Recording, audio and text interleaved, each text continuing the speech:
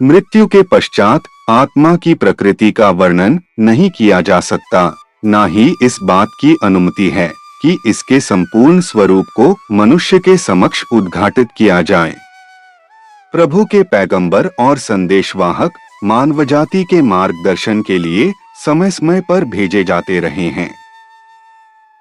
उनके अवतरण का उद्देश्य मनुष्यों को शिक्षित करना है, ताकि मृत्यु के समय वे पूरी पवित्रता और अनशक्ति के साथ स्वर्ग पथ पर प्रयाण करें।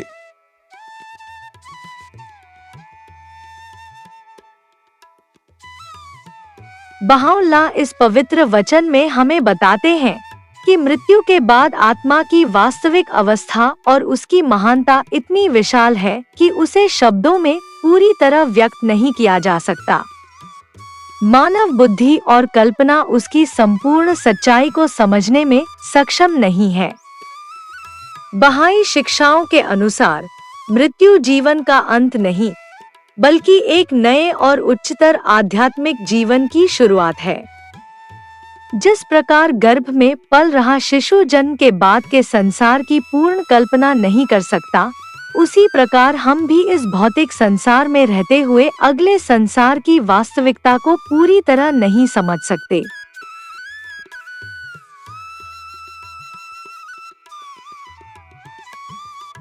इसी कारण ईश्वर समय समय पर अपने पैगंबरों और संदेशवाहकों को मानवजाति के मार्गदर्शन के लिए भेजता है।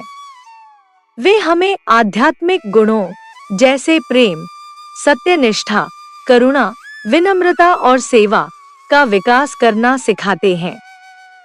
ये गुण ही आत्मा की वास्तविक संपत्ति है, जो मृत्यु के बाद भी हमारे साथ रहती है। इस उद्धरण का मुख्य संदेश यह है कि हमें अपने जीवन को केवल भौतिक उपलब्धियों तक सीमित नहीं रखना चाहिए, बल्कि आत्मा के विकास पर ध्यान देना चाहिए।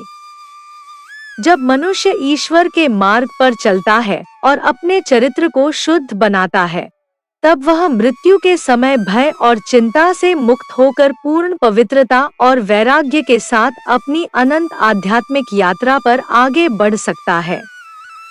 अतः यह जीवन आत्मा की तैयारी का अवसर है और हमारा प्रत्येक सत्कर्म हमें ईश्वर के और निकट ले जाता है।